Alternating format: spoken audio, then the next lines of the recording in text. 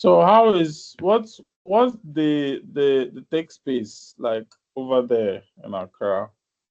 Is it like very booming, or do you feel like you probably need access to Is a that how is the bigger what? pardon? Is that how is the what? I said what's the tech space like in Tech space. Accra? Yeah. Okay. For for here, it's quite big, but then it's not like how you guys are in Nigeria. No, Accra people are not really that supportive of each other, like how the Nigerians are. Where you see that Nigerians they make a lot of like programs to help each other in tech and all that. But in Accra, you barely see people from Ghana, especially techies from Ghana, coming together to help each other and all that. So it's quite hard unless you personally know other techies and you'd want to collab with them. But then it's not as easy as it is in Nigeria.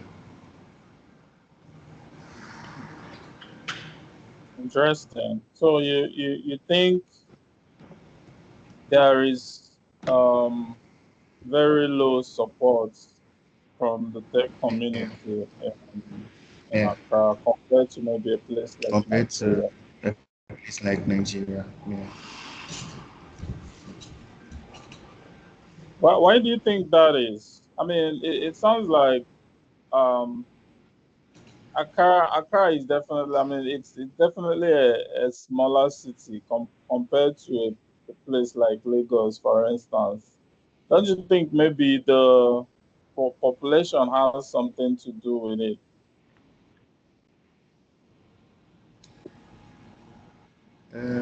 I don't think that because I think it's mostly having to do with our perception of things as people here in Ghana, and you know, it's something like how we are as a people.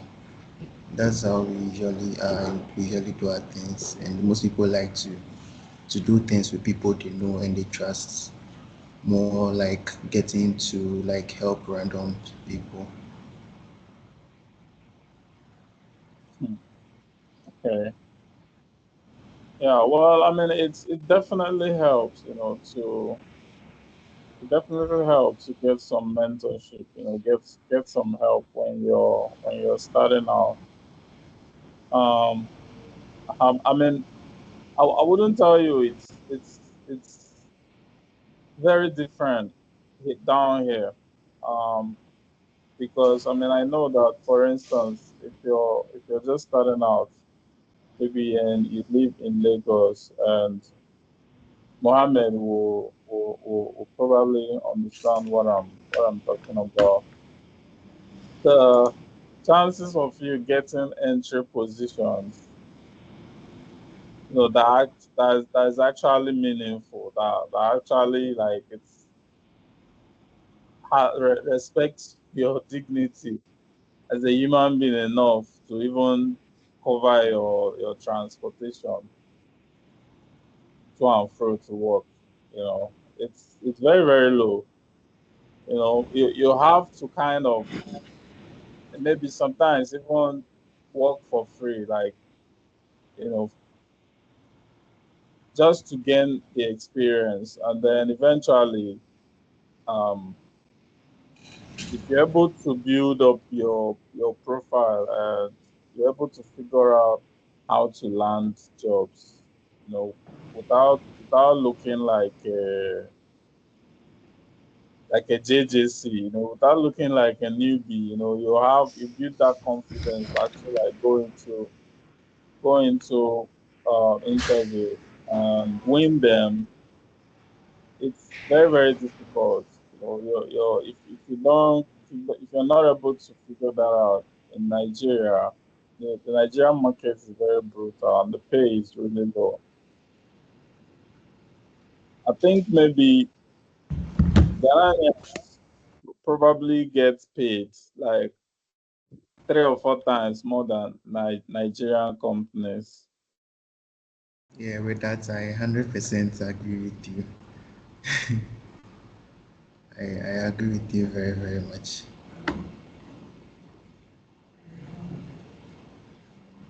Okay, well, it's it's challenging it's challenging for a young guy trying to trying to get into tech. I'm sure it's gonna be a challenge for for young people as well who are even maybe in places like US or UK, because the learning curve is really steep. Like the number of things you need to be aware of, you need to know. It's not a walk in the park. So you have to put in sometimes a couple of years, trying to learn those things before you can even qualify, before you can even hear back from for even an interview.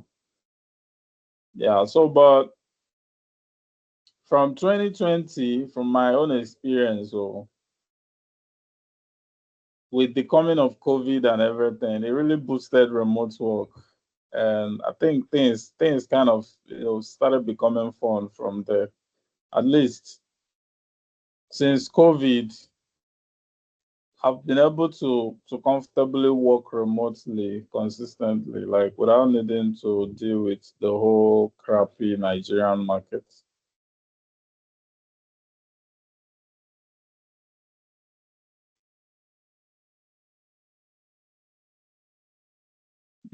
Okay, got someone.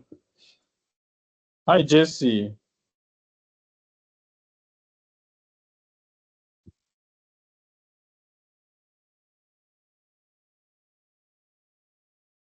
Hello, good evening. How you doing? So,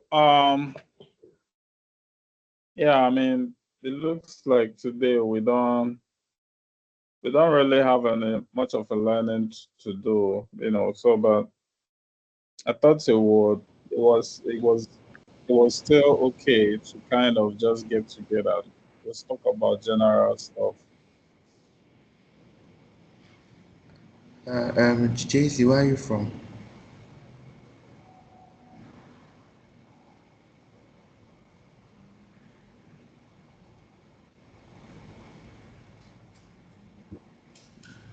JC,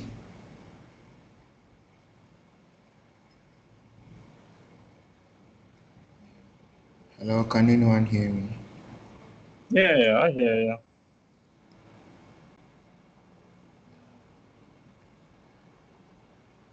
Is JC here? Yeah, hello. Yeah, I just I was asking where you are from. Nigeria, right? I thought everybody's from Nigeria. Nigeria. Ah, oh, really. okay. You thought everybody's from Nigeria. Uh, Sorry, sorry. Bad assumption. Eugene, I'm where a are you Sudanese from? living in Nigeria. I'm from Ghana. That explains the question. Okay. Oh, Mohammed, you a Sudanese. I'm a Or what did you Sudanese, say? but I live in Nigeria. I grew up in Nigeria, from Sudan. Oh, Sudanese. Oh, okay. I see. That's fine. Welcome, you guys. Nice to meet you. Well, you're welcome. So, Jesse, you work from Lagos. I assume you work remotely, right? Or do you go to the office?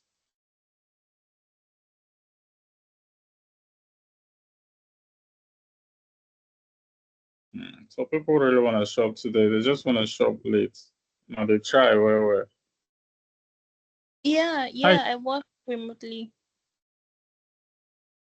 Oh, okay. Although there's a policy to work hybrid, but I waved past it since I was in school when I resumed the work. So when I go back home, I've not really gone to work. I still do remote. Interesting. Okay. So like you used to work did you used to go to the office initially? Like have you ever worked on site? No, no, not really. Wow, interesting. Well, I think it's much more convenient to work remotely, honestly, and especially if you're really looking for like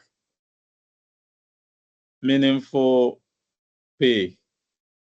As far as things are concerned right now, you're looking for a remote job, honestly, because the people that you can work for on site here in Lagos, like most of them are not really that most of them are not really gonna, like pay you something that will make you happy. Even if they do, it's likely inconvenience, like the whole transport process. Yeah.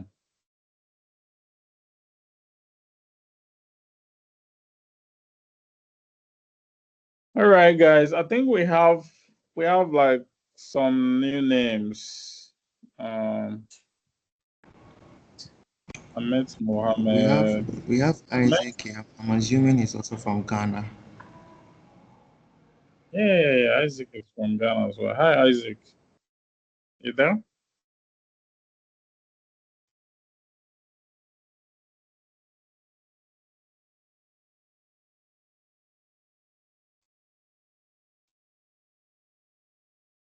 All right. I've met Mohammed, just a little bit, and we also have Augustine. Hi, Augustine. Yeah, good evening, Hi, sir. Good evening, everyone. good evening. I assume today is your first day as well. Exactly. And I think it's even today I got to know about the program. Really? Exactly. Okay. So I've never joined before. Okay. Well, you're welcome. So where are you joining us from? And could you give us like a little background of your where you're coming from and kind of like what's you're looking out for. Okay, good. First of all, I appreciate what you guys are doing here. Um, I live here in Lagos, Nigeria. Um, I'm a graphic designer and also a corporate printer. So I've been doing this for many years now. That was even before I left higher institution. And I run my own business. So I have a digital print house uh, where I do design, print, then deliver. If I just left a place in Lagos we call Shumolu, I just did some book printing for a Mm. client that they are launching tomorrow. So that's what I do. But lately, I began to see that the way the world is moving now, there might be need to, because most of the work apart from graphic design, every other thing here is kind of traditional stuff. We do the manual printing, though we use machine and offset and direct image and all of that. But I have looked inward and I see that I'm a kind of, and one of the things that stood me out in terms of work I do is creativity. I like innovation. I like trying new things. And I just feel that I've worked much in this space, a printing and design space. and there may be need for me to transition into a digital, go into the digital space fully. And so recently, I began to look at the area where I fit in that space. I've looked at front end, I've looked at back end, I've looked at different aspects, and I found that okay, with the scope of my knowledge and all of that, I feel like we do well in the product design area, which is UI UX. So just last week, I began to look out for how to start a kind of roadmap on how to begin the journey. And so that is what I'm currently doing. So I think the course of the research or thereabouts, that was how I was able to just find out some of the platforms that I could connect with. So I think it's under meet.com or thereabouts that I joined your community. So, and just few minutes ago, I'm not sure it's up to, I think about past 7, I got a mail that I think there was a meet you guys held before now, and another one is coming on. So in fact, I even have to reply that mail that if it's possible to get the recorded version section of that meeting. So as soon as I saw that, and I also joined the WhatsApp group. So as soon as the link was dropped, so I quickly jumped in. I'm even on the road now. I'm currently at around the Luth side going home. I just have to look for somewhere to stay so that I could join the call. And after that, I'll continue my journey home. So Okay, awesome, awesome, buddy. Thank you. So you're basically an entrepreneur, and you've been running your own business for a while. Exactly. Yeah, right now you're trying to, go a little bit more ambitious and get into the digital world as well. Sounds like you already picked out UI UX. Do you have a passion for that field, or you just feel like, okay, maybe I can start with something that I'm already familiar with because I'm a graphic designer? Okay, thank you for that question. Although there are two ways around it. The first one is I teach. That is one of the things I do. I some of my students just wrote work a few days ago.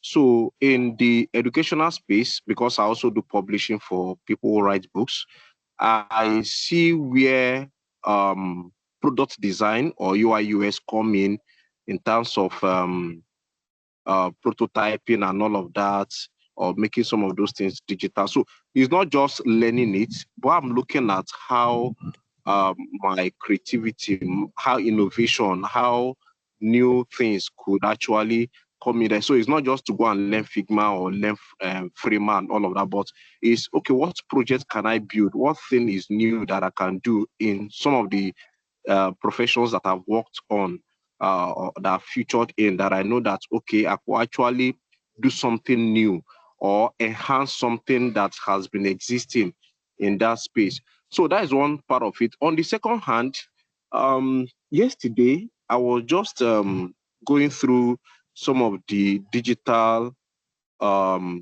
skills that are really scaling in this 2015. And 25. sorry, thank you for that, sir. 2025.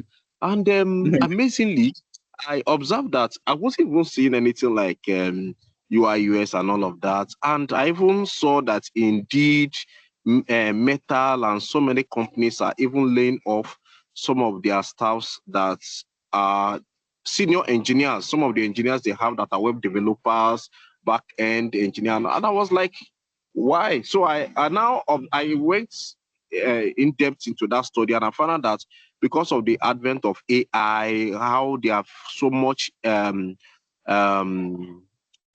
pumped money into Open AI and some other company, Deep Sea.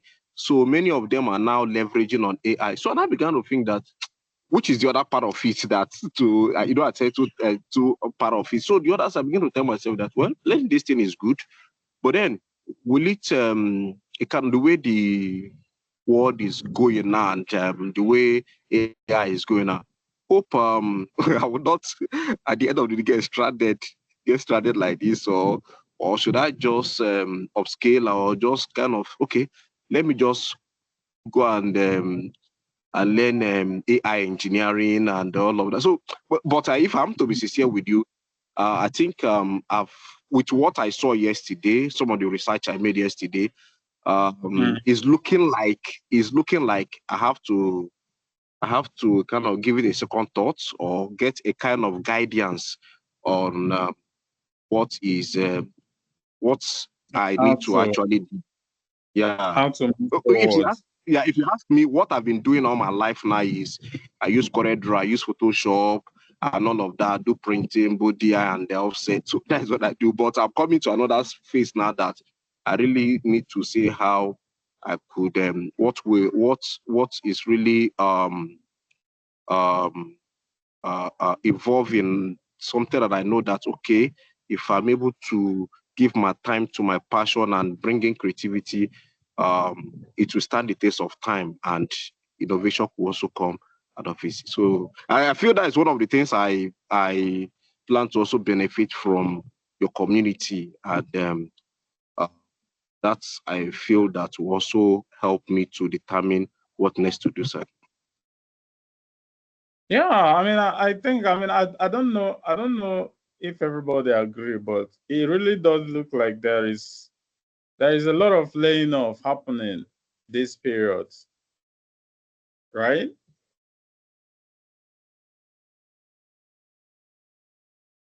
Actually, there is a lot. Hmm. There's nobody that is safe. This one that is saying that is UI UX designer. It's not true. Everybody. So that's why you need to step up on your game, like learn Yeah. everything. All this gone are those days when they say things like you just have to focus on one niche, and no, right now they even need people that can multitask. They want you to be a product manager and still, if possible, if you can even build their back end, they will be very happy. Wow. they want they Crazy. want Oh. they want somebody Ah, that can do it's everything, jack of all trades, master of none. That's what they want right now. So but then AI is here to make people's job easy. So as long as you can run with AI, think I don't think it will be easily replaceable. Sure. That's it. it's very, very scary. Oh. Like, I'm an engineer for over 6 years, and with all my experience, like I've worked with some of the biggest people in the industry that you know I don't have any I don't have any fear going into any interview today. I mean, even if with Elon Musk, I have that confidence that I have enough experience to cover it. But even with that experience, I'm very, very, very, very scared, because the most scary part is every day you open social media, you're seeing AI getting smarter, getting better, like doing things that you would never imagine, and it's just like, what next? Which scale is the guy learning next? What's the next job is taking over? But my theory is this: AI is obviously is very cool. It knows how to do a lot of stuff, and do them really well, because it can learn. It's getting better. So the way it's doing it today means by this time next year, maybe it already knows how to do it and stuff. So at some point, it's going to get better than us. And the thing is, AI is only going to be able to take the jobs that it actually can take, and it's going to take anything that it can take. Writing code, AI is going to be good at it. It's already very, very good at it. It's just a matter of being able to put the code together into a software in a creative way. So that one is human creativity that comes in. We are already teaching it already. We are We already have, teaching oh, it how to think. Because if we you have. look at, you Okay, have sorry. Copilot, sorry, you have Copilot on Mhm. VS Code. You are always interacting with it. You also have Copilot on IntelliJ. So you are interacting with these things to solve problems for you. There are projects I do normally to take me 3 months to tidy up that project.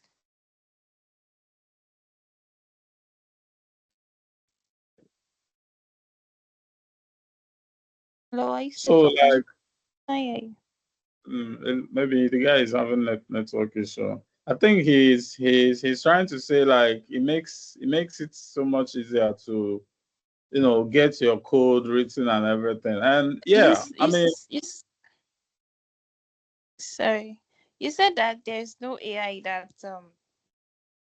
puts together stuffs. There is all like these boats hackathon now that are boats launched. These boats dot AI, this boat dot new that they launched. Boats just needs the right prompt and to build you everything from scratch. Like it's crazy.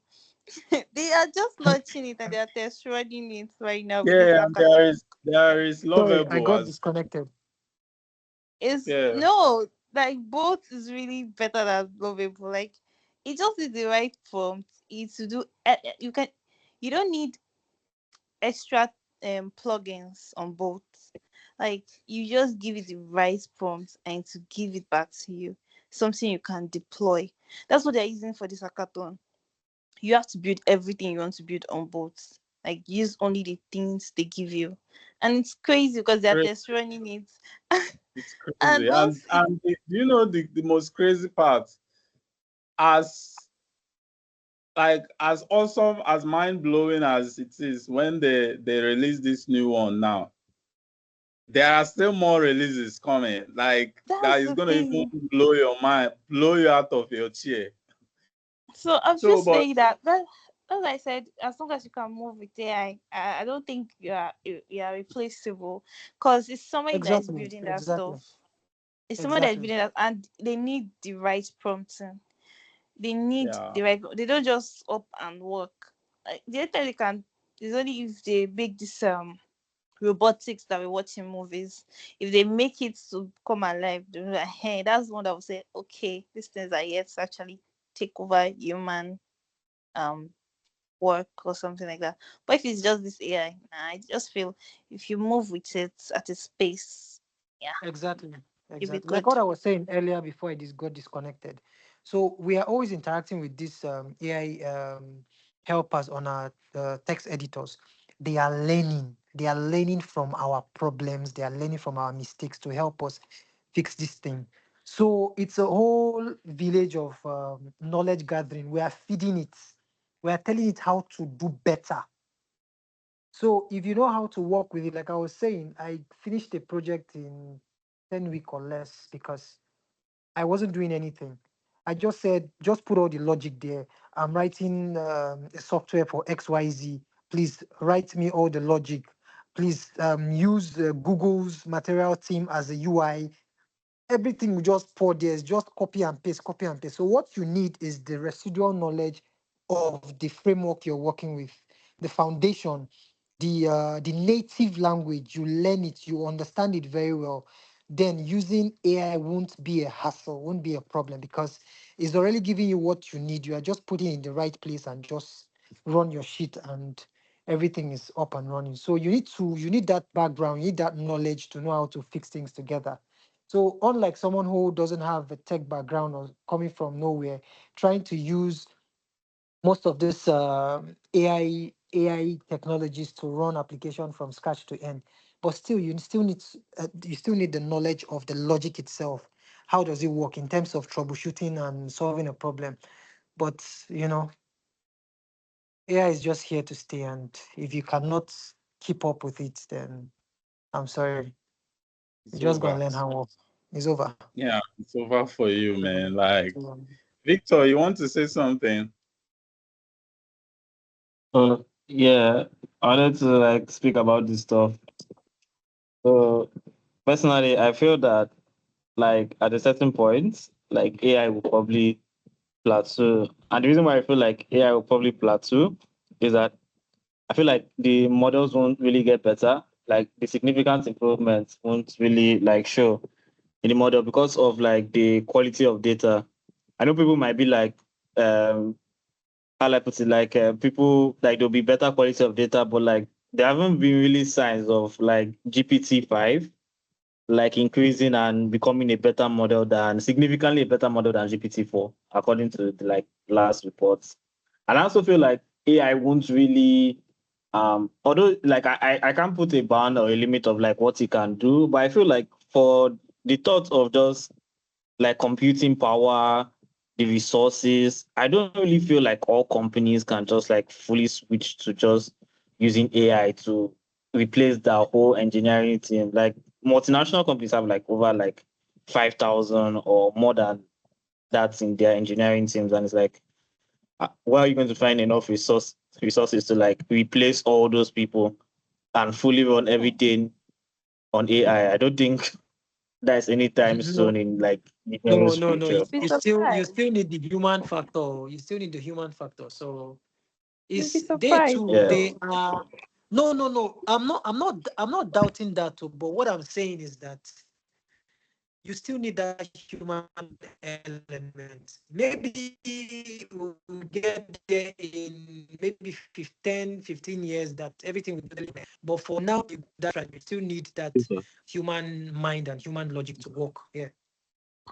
Definitely, definitely. But the thing is that it's going to, if it's about reducing workforce, so definitely it can even split it by more than half Def- very soon. Definitely, definitely. There are so Very many soon. works that are going to be redundant. So if you're not So that's niching why you down, need to if be you're at their not, pace. yeah, Instead of they are yeah. irreplaceable. If not,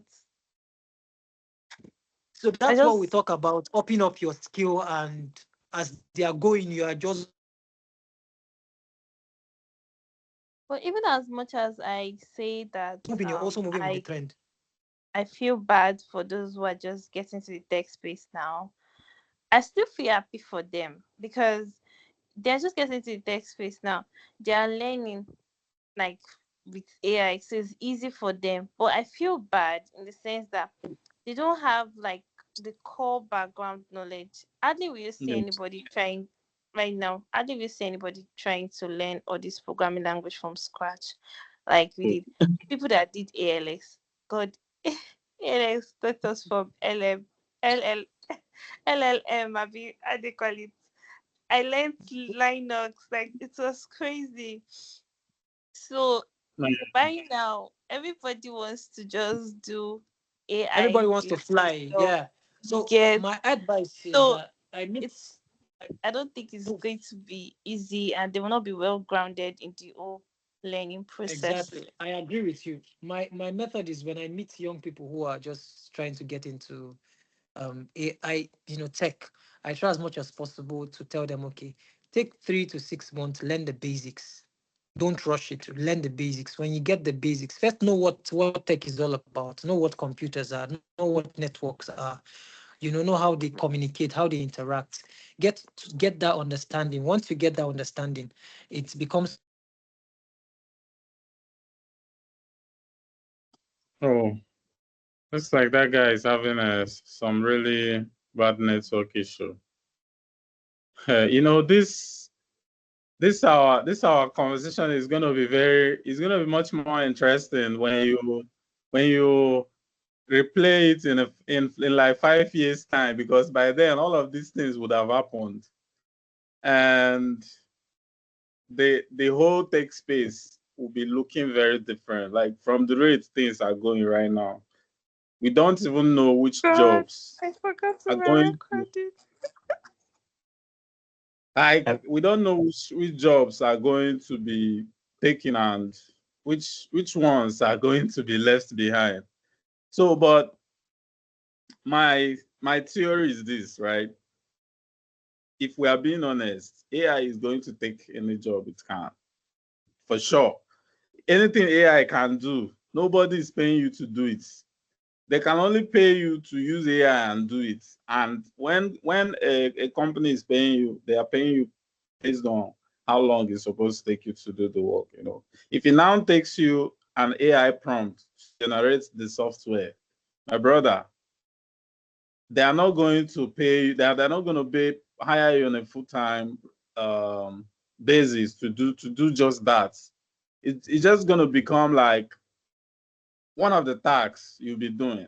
So maybe just because you know the programming language, you can read it just in case. Like the reality is AI is not going to be, it's not going to care if you have 5 years of experience or even 15. It's going to take any job that it can, and it's going to do it so well and so fast that you self, you self, you don't go, like, you're not going to come and be trying to drag the work with AI. It's going to do it very fast. So the question is, of course, how do you stay on the safe side? Like, how can you, as someone who is in tech, who has put in a lot of time trying to learn stuff, and you are seeing most of the things you've learned becoming redundant, like most people have suggested here. I think you just need to focus on the things that AI cannot replace. Like, there are definitely uh, clear limitations with AI. Even if people are scared that maybe AI, like, because the guy gets so smart every day, you don't even know. There are obviously some limitations. So I can give you an example, right? As a software engineer, you write code. You know Python, you know JavaScript, whatever you need, to complete your daily tasks and get your pay at the end of the month, right? That's great. But now AI can do that too, right? It knows Python. Maybe it knows Python more than you, and it can debug it.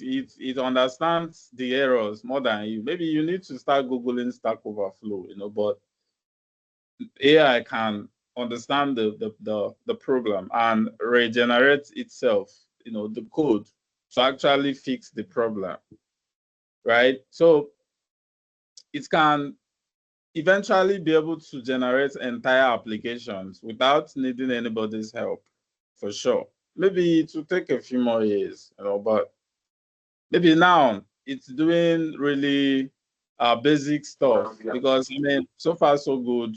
It's able. Well, I can see from the products that have come outside, like, what they are really doing is they have like templates on the background, and then AI can make changes to it. So, for instance, Lovable is able to create landing pages, for you, because it already has like a template, and then the AI can make changes to it by regenerating the codes. So, but eventually, it's going to be able to connect APIs, connect system to system, which is really where things, like, start He's already getting doing it. He's already very doing it, scary. Augustine. He's already doing it. For real? He's already. So I had a project I worked on for last week for an electricity app. All I needed to do Mm. was just to upload just tell Gemini, because I opted for Gemini Pro. I just put the APIs there and I instructed it to do everything for me using Google Material Team as the UI. Bruv, it everything dropped. All I did was just copy paste, copy paste, copy paste. I saved and I ran it. The database, everything, I ran everything, and I'm telling you, this is a live project that is going to go live in 3 weeks' time. I did this Wait, in one day. Gemini created a database for you. No, I'm no, it confused. suggested. No, what Gem, because I write in I use Laravel. So everything, Okay. all the schemas I need, it generated all the schemas for me. All I need to Oh, do is nice. just Yeah. I copy So everything. What I it's still mean is more that or I did less code everything. generation, right? It generates the code, and you still have to put it together to connect the APIs to the database and to the front end and to the back end, and to whatever I don't need to else do you guys anything with the have API. I just put developed, the right? API there. Yeah. So just save and run. Finish.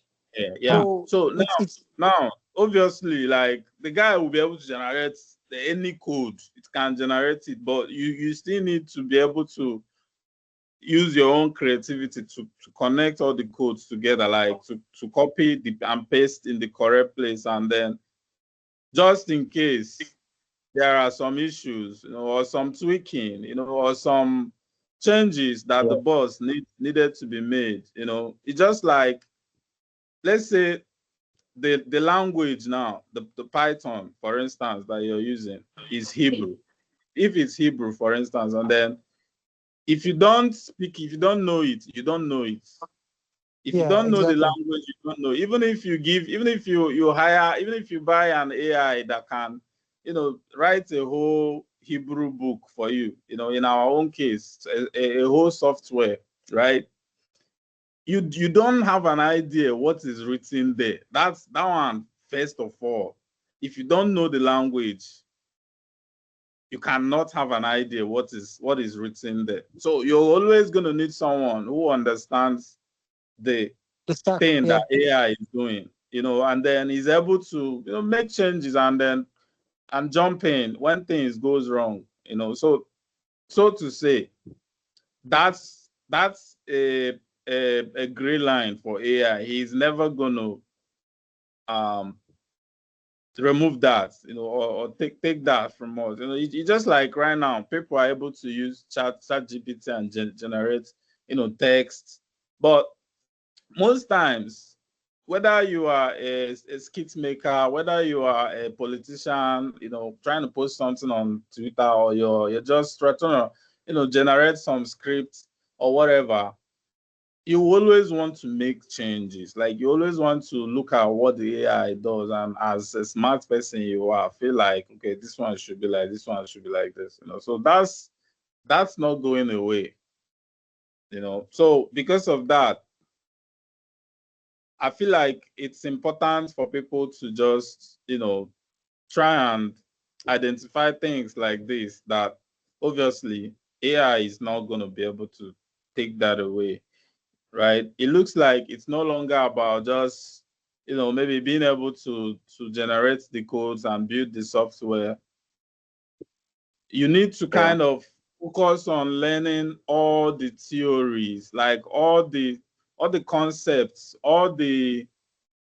um all the things that make it better for you as someone who can make changes when the need arises. And then if you're able to do that, your job will always be safe. Maybe there are more things you need to learn, because eventually it's going to be a small part of our job, because maybe it now takes a prompt to generate software, whatever task they are giving you. Maybe it's something you can do in a day, right?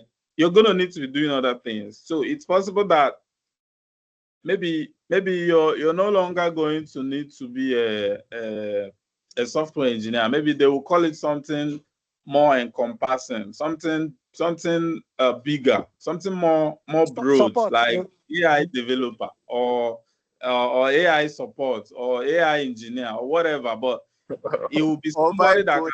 can do every other thing. You understand? It will be somebody that can do almost every other thing, because it now uses AI. It's easy for you to do every other thing. Maybe something like UI UX. We know for sure, like, maybe as soon as we have an AI, that can take that space, it might not be necessary for somebody to do the job. Something like UI UX, because it's just generating um uh, uh, redundant pages that don't really do anything. So maybe the AI maybe the AI developer can do it as well. Maybe the work of the DevOps guy, who is always making sure that the application is running in production. If there is any issue, he jumps in and tries to save the day. So he knows all about cloud. He knows all about the networking side of it. He knows all about the database connections, the pipelines, and all the scripts that are running to keep the application up every day. You know. So, but maybe the AI developer needs to know that as well. So maybe in 4 5 years, it just one single role, that everybody will be fighting for. So it just boils down to how much you know, like how much versatile you can be. For people who are not technical, like maybe you don't know the basics, you don't even know any programming languages. That's going to be a little more harder for them, because if you're just joining in right now and you jump into AI, you don't learn Python, for instance, you're always going to be, I don't know, an inferior engineer, basically. So it's going to require people to really focus on learning how things work rather than how things are done. So it's more about learning how everything works so that you can understand the work that AI is going to do, and be able to make changes when necessary and jump in Yeah, when there is the issue. yeah. All right, For I the guy think you want who for the guy something. who is a graphic designer, so the Mm. advice is just give yourself 3 to 6 months. Just try and learn Python. If you just want to come into this whole AI, super world, just don't rush. Just take your time. Learn the basics. Build yourself up from the basics. That's the most important thing. Learn Python. Learn the OOP. Learn the loops. The every.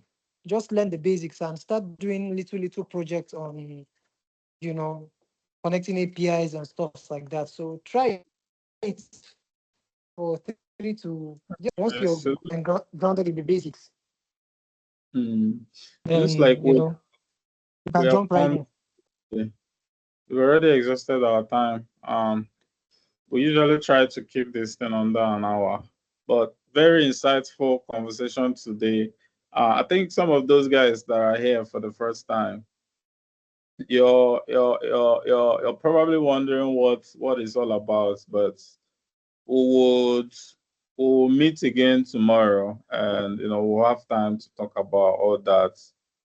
But tomorrow is our actual class, and right now we have like a Python crash course that just started. So definitely join in tomorrow, and then we'll be able to kind of see how we can onboard you properly into the program and answer any other questions. All right, guys. Have a nice rest of your day. Bye. Thank you so We much. Have a good didn't night. speak Thank you. about the storage issue. Oh, okay. Yeah, so I was suggesting that we can actually come up with a very simple solution that that can make sure that we have everything we are doing bundled up perfectly together, and then we can make sure it's always available. Currently, the the storage space that is available to us right now, it's like 100 gig, and the recordings are like 4 gig, 2 gig, 5 gig. It's probably going to take a few more recording, and that's it. So yeah, that's definitely some problem. What I'm doing right now is deleting old recordings. So anything above a week, I've been saving them as well. So, but like to make it available online, that's gonna take some work. So, um, yeah, I just wanted to know if you guys want that, if there's any other suggestion, any other contributions you guys, have, we can definitely find a way to work out something. Yeah, I just Okay. think but you guys should just come up with anything and just put it. Let's see what we can do. If it's to come up with the points, we can just see how we can just everybody will just be responsible and just put something down to just any suggestion is welcome though. Okay, so I don't know Uh, how you're saving it. You said you've been saving it. Is it like offline? Have you been saving the recordings offline? yeah, like Okay, I have like an SSD, which okay, is like you've like been saving 1 offline then. terabyte. Mm. Okay, so I was thinking, how about compiling the videos and making a YouTube channel for this and it will be online.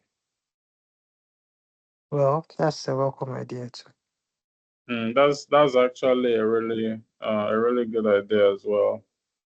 I think we need to first of all, do some kind of uh Edit. editing on the videos though, because majority of it is issues here and there, and the lighting, because I mean this is just a recorded meeting. So to make it something that can actually go out in the public, or even bring up the quality, yeah, there is gonna be some editing. yeah, And then but like with the YouTube, YouTube, YouTube is gonna be really really good. I think it will also help us grow the community, because I've been trying to think about ways that we can, kind of like grow the community. And then on YouTube as well, it's probably possible to, earn some revenue from the videos as well. So that's a very, very, very valid suggestion. My job is my job. But but I feel that going forward, if um using the YouTube platform to upload the videos would be the next phase or the option that we want to adopt. I will request that going forward, whatever training or videos that need to be recorded, so you have to put this in place, knowing full well that okay, this will go online. So if we need to put lighting, so whoever is taking that section or who is in charge should put all of those things in mind to put all of those facilities in place so that you wouldn't need to still have the kind of version of probably some videos that you had before that you need to re-edit again. So that, because I know that, of course, I've been into that media space before. If you have some people use phone, but if you have a good DSL camera or some good phones that the pixels are okay, the pixel is okay, and you have good lighting, I think that, and the framing is also okay. I feel that that will be nice. So I just feel that going forward, whatever video that you want to shoot or whatever webinar or any training that you want to put in place, so whoever is taking it should put at the back of his or her mind that this thing will go online. So there might be need to make adequate preparation for lightning and other things. So it's just my own suggestion, sir.